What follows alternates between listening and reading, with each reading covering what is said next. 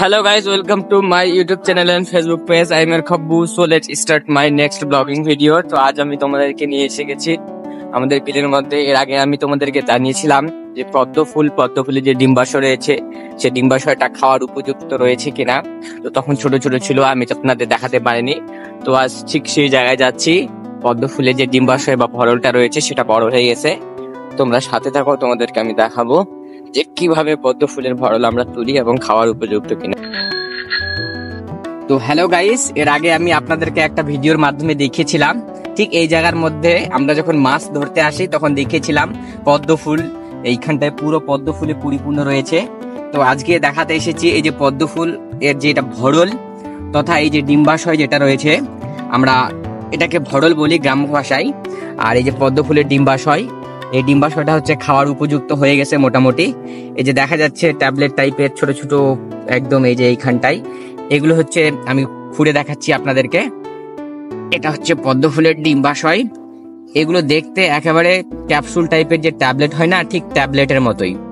এর বিশেষ উপকারিতা রয়েছে, তো আমি আপনাদেরকে সাথে উপকারিতা বলে দিচ্ছি। তো পদ্ম ফুলের ভরল রয়েছে, এই ভরলের বীজগুলো যদি খাওয়া যায় তাহলে হচ্ছে আমাদের হজম শক্তি উন্নতিকরণ হবে এবং কোষ্ঠকাঠিন্য থেকে আমরা দূর হতে পারবো।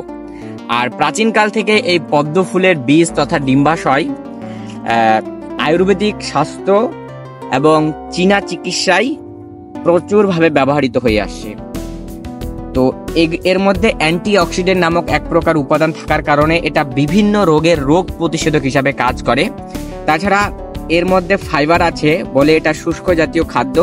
এটি খেলে হচ্ছে আমাদের শরীরের ওজন কমে ও ক্ষুধা নিবারণ হয়। একদম সেম ক্যাপসুল টাইপের। আমি একটা খেয়ে দেখাচ্ছি, খেতে কেমন লাগে। এটা পরিপক্ক হয়ে গেছে। এই যে উপরে একটা আস্তরণ রয়েছে, এটা ছড়াই দিলে সবচেয়ে বেটার। এটা একটু তিতা টাইপের।